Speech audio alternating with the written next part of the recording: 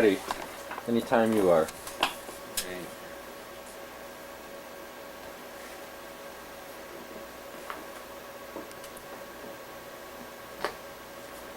"Welcome to Fantasy Island," said the man on TV. The guy had too many teeth in his head for a real human being, and he had the white pocked skin of a blind reticulated cave worm.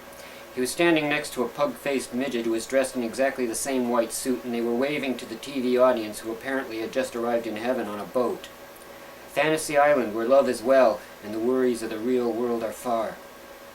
"Go to hell," Charlie said as he knocked back a shot of mezcal, a cynic's grin tugging his lip up, exposing strings of chicken in his brown-green teeth. His eye roved the heightened strobe-like reality of the television nook. Everyday objects took on unwarranted significance, pumping their muscles in his face until he felt vaguely threatened by ideas and associations that weren't even his. "Ah, yes, but nuance abounds if you've got the eye," Charlie added, rubbing his own dull, blood-veined eyes in the mirror. He spun around on the carpet then and clapped his hands flamenco style, nearly tripping on a coffee table. Then he grabbed the door jamb and looked around suspiciously as if he felt someone else was in the room, but nobody was. It was late. He'd been reading some rag he'd bummed off a Broadway hawker, but he was drunk and he was talking back to it like it was a wife or a boss or some political antagonist in that dream world where Charlie Lucky was an important guy, where he could strut his stuff like a cock of the walk and where his ideas mattered. Charlie loved to read. He especially loved reading anything extreme, scandalous, or pretentious. Tabloids, political or religious brochures, true crime rags, it was all the same to him. It was propaganda, and he could call its bluff freely without fear of retribution. Indeed, reading was an interface with the world which required no confrontation and hardly any money. Charlie read on the couch next to the TV, which was on, but the sound was low to the point that he could look up sometimes and see the TV image mouthing the words he had just read. "Fuck you," the TV said. "Yeah, same to you, asshole," Charlie replied, spitting gristle on the floor. He gave the church's fried chicken sack a kick, and it fell over, leaking coleslaw juice all over the green shag rug. Then he tossed a leg bone in the ashtray. It was easy. It was a small apartment in a once tawdry part of town where the real estate brokers were now calling Buena Park or something, like it was a park around there, as if living around there was just like strolling in a park and a painting on an eternal Saturday afternoon, and everybody was happy, and the children played in the yard and smiled while their parents smiled at each other too. In fact, the condo ads look just like that.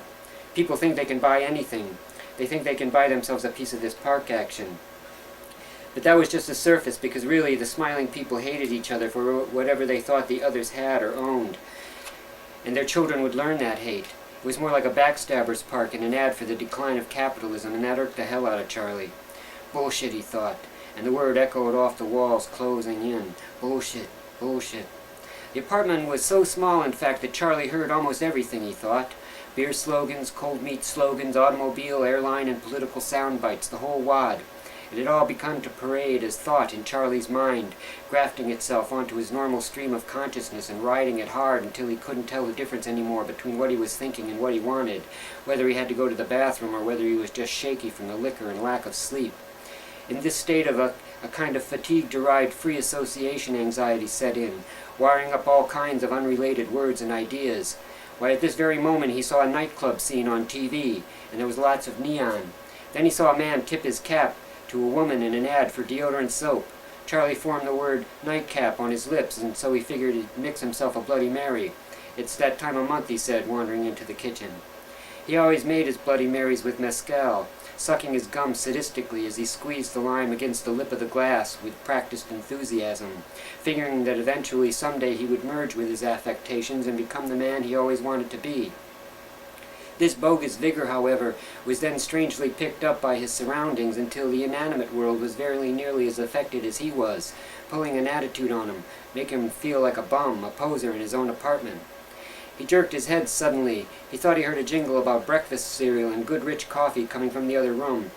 It was a little like a little voice in his head telling him to enjoy life, entreating him to treasure every little moment of his little life. "Yes, sir," the little voice said. "Treasure the little moments of your little life."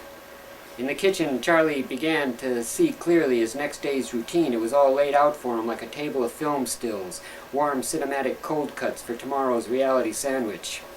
Reality sandwiches, ha! He smiled at the metaphor, but the metaphor didn't smile back, and so he took a deep drink and thought about his intellectual days in film school when metaphors did smile back. But that's all he could do with those days. He could just think of them. He certainly hadn't nurtured all that tuition into any kind of career. Yeah, Charlie went to college once. I'll skip that. Well, that did it. Charlie couldn't sleep with this kind of pessimism raising in his head, so he thumbed through a magazine. He came upon an ad that featured sandwich meat and real Monterey Jack cheese. Oddly enough, it was on page 33. The man eating the sandwich was handsome as hell. He had on a sweater, puce, and he had purple eyes. It didn't seem too natural to Charlie, but what the hell, it was an advertisement, right? That looks good. Why not make a sandwich? The little voice said. Okay, maybe he was hungry, so Charlie went to the refrigerator. He just happened to have some real, natural Monterey Jack cheese, so he started to slice some with a kitchen knife, which was much bigger than he needed for the job. Then the little voice said, Charlie, push that kitchen knife through your hand. Go on, do it. It seemed like a challenge, but Charlie didn't know if he should take it or turn the other cheek.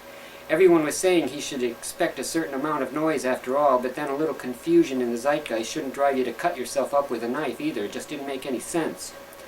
What's the matter? Haven't got the guts? Slow down, Charlie said. All the world loves a martyr, Charlie, and women love wounded men. Go on, do it now. Already Charlie saw in his mind his blood veined the white porcelain sink, and it bugged him. Then he saw many beautiful women hanging around his gravesite, and they were pitying him, saying, Oh, Charlie, baby, you poor man. And it seemed they loved him for his pain, so he took another drink of his Bloody Mary and reflected upon his dilemma. Indeed, it seemed his normal life was all too readily disrupted by these simple acts of anticipation, as well as the endless images of tireless accomplishment, sexuality, and violence which accumulated with an overwhelming sense of urgency that could never be relieved, something far beyond the normal sycophantic tendencies of sniveling artists, priests, businessmen, consumers, and everyone else he hated. And he hated a lot of people because he didn't feel normal. He refused to feel normal. But then again, Charlie didn't really know what normal was.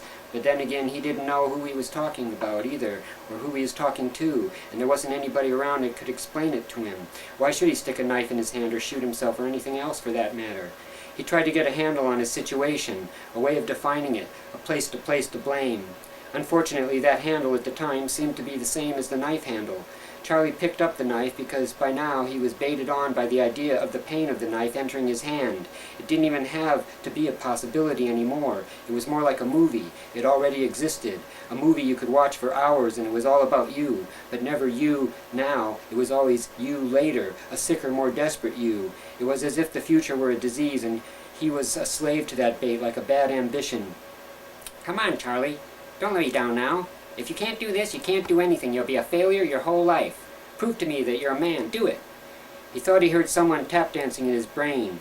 It was as if there were a howdy-doody version of himself somewhere, a sick, shrill puppet dancing on the cabaret stage in the back of his brain, telling him to harm himself.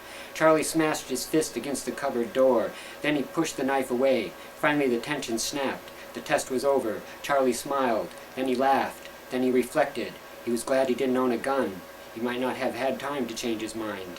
And now nothing remained of the Bloody Mary but thin red veins of tomato juice clinging to the inside of the glass. He decided to mix another, and this time to use more Tabasco.